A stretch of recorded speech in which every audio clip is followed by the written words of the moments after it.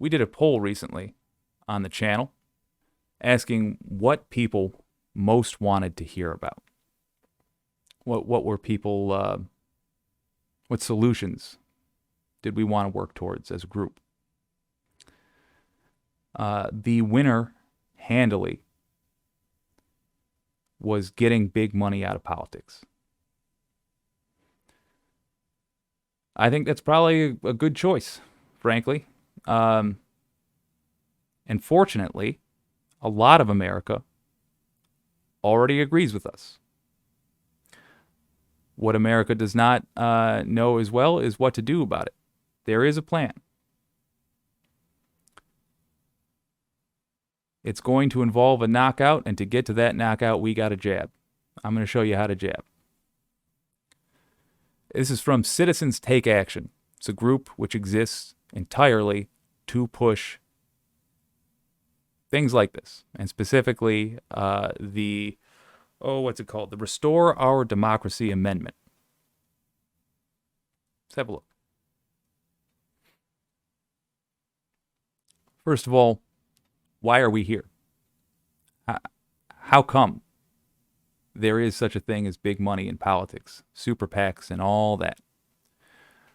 Citizens Take Action sums it up well. Believe it or not, before some recent Supreme Court decisions, the American political system was not always so skewed in favor of the wealthy and powerful. In fact, dating back to the Tillman Act of 1907 and the Taft-Hartley Act of 1947, Congress limited the ability of corporations and labor unions to make contributions or expenditures in connection with political campaigns. My God, we are a long-winded bunch. The influx of money from corporations, unions, and ultra-wealthy individuals in recent decades is due largely to a few poorly reasoned Supreme Court decisions. This includes one called Buckley v. Vallejo and one called Citizens United. We're about to talk about those. The best way to understand how our campaign finance laws became so horribly dysfunctional is to understand those decisions, which are explained below. I've got the summary for you here. This is roughly a semester of poli-sci boiled down. Well done, Citizens Take Action. This is Buckley v. Vallejo, 1976. Court's decision starts on a positive note, acknowledging that there is compelling interest in preventing corruption or the appearance of corruption caused when individual donors make large financial contributions to candidates, noting that representative democracy is undermined by such large contributions. As a result, the court upheld limits on the amount that an individual could contribute to any given candidate for office, as well as the overall limit on the individual's total contributions during any calendar year. Well, that sounds like it was a good decision. Wait for the but.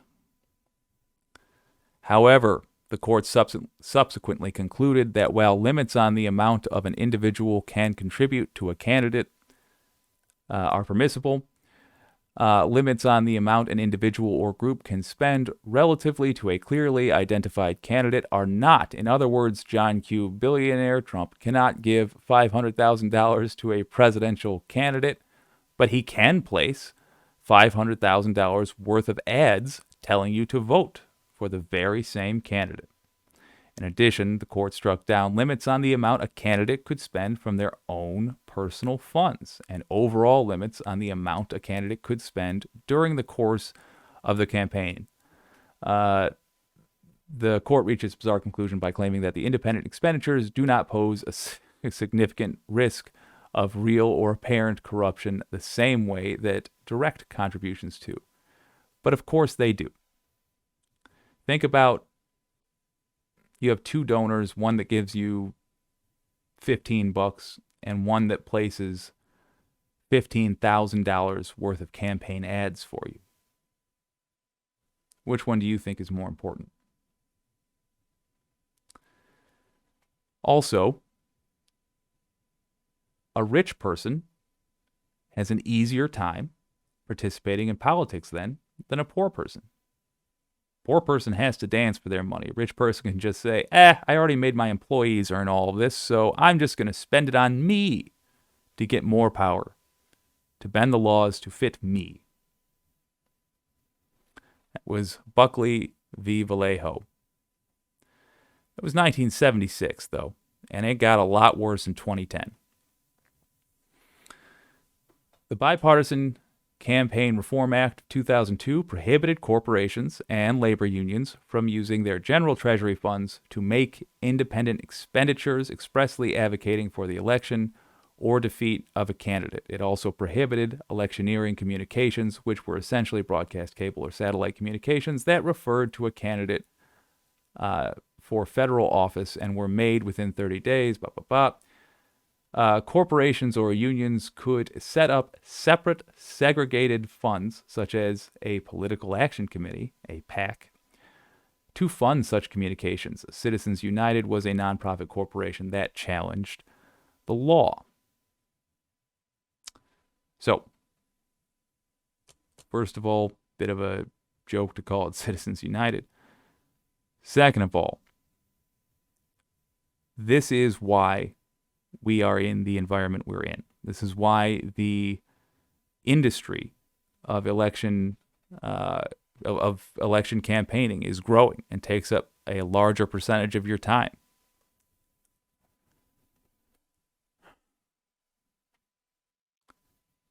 This is the source of our major corruption.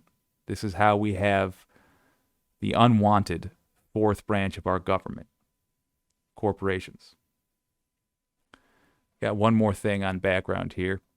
Bear with it for a moment because we're about to get to the solution. In a ruling that directly contradicted previous precedent set in Austin, the court held that even though corporations are unique entities that receive special benefits, those special benefits do not justify prohibitions on corporate political speech. In other words, after Citizens United, corporations and unions were free to spend unlimited amounts of money.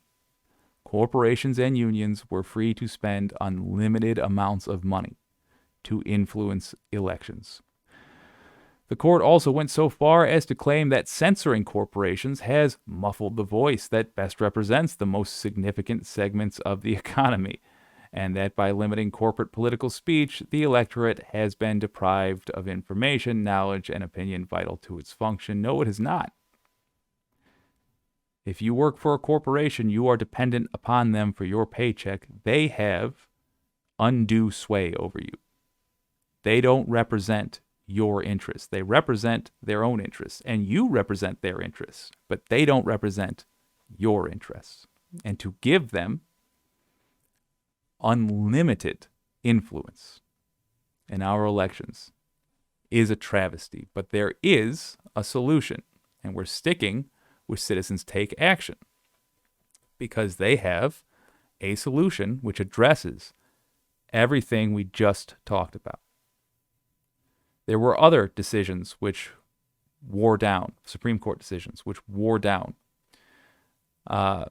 anti-corruption laws in America. This, however, is a solution that deals with Citizens United, Buckley v. Vallejo, and others. Let's have a look. We must pass a constitutional amendment to get big money out of politics because poorly reasoned Supreme Court decisions like, okay, there we go, Buckley and Citizens, are the primary reason big money has flooded our political system at unprecedented levels. No constitutional amendment can make every change we want on its own, true, but we cannot get big money out of politics without a constitutional amendment. Mostly true.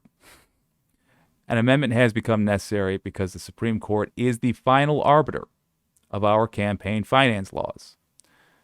So when they issue a bad decision, we cannot pass new laws to change it.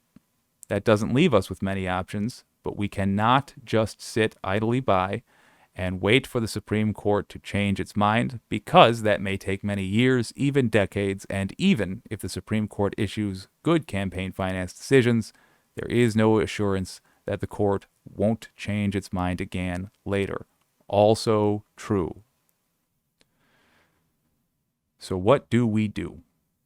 How do I make this happen. Get this amendment passed. 2 ways. One is easy, one is less easy. You can do both from home in the chair you're sitting in right now. Link in the description. There is a volunteer form for Citizens Take Action. You can volunteer with them. This is the more difficult way. They're going to ask you to do things like make phone calls, write emails. They're going to ask you to, if you're an artist, maybe make art for them. Essentially be an influencer for this goal. Mostly what they're going to ask you to do is to contact other people in some manner and get them to do the second thing, the easy thing. If you do nothing else and you want big money out of politics, then do this. Thing number 2. Contact your representative. Contact your state senator. Put the wording in the description below. Tell them that you want them to endorse the Restore Our Democracy Amendment. Again, contact your representative, state senator, governor.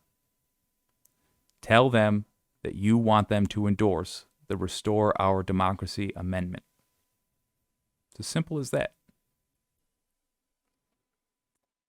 The great news for all of us is that this is not even a purely progressive issue.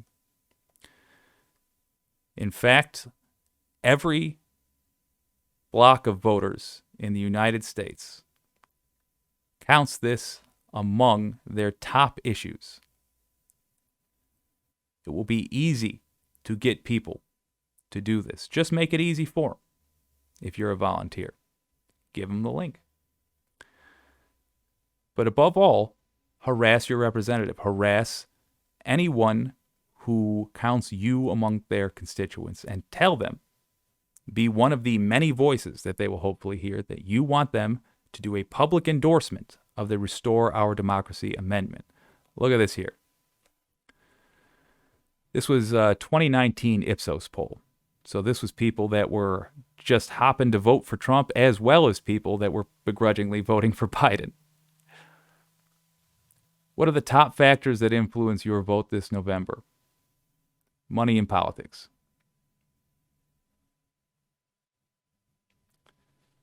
Money in politics makes an appearance for every single group. Democrats, Republicans, and independents. It will be very easy to get people on board with an amendment that gives corporations less power to influence politics. It will be very easy for you to speak with your representative. Frankly, you don't even talk to them directly, you just leave a message for them when you call. Or you write them an email, and that's even easier. But you tell them that you want them to do one thing. And it's not hard. As in, it's not complicated, and they're going to have a hard time wiggling out of it if they themselves are corrupt. You want them to publicly endorse the Restore Our Democracy Amendment.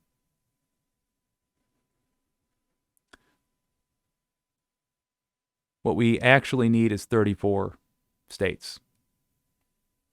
But given that 100% of American voting blocks overall are in favor of this or something like this, simply, they don't all have the exact words to discuss what they want done. Give them the words. Given that we have the voting blocks, the political will is there to do it. So give it form. If you're hearing this right now, click on the link. Contact your representative. These things tend to snowball. The more people hear the phrase, Restore Our Democracy Amendment, the more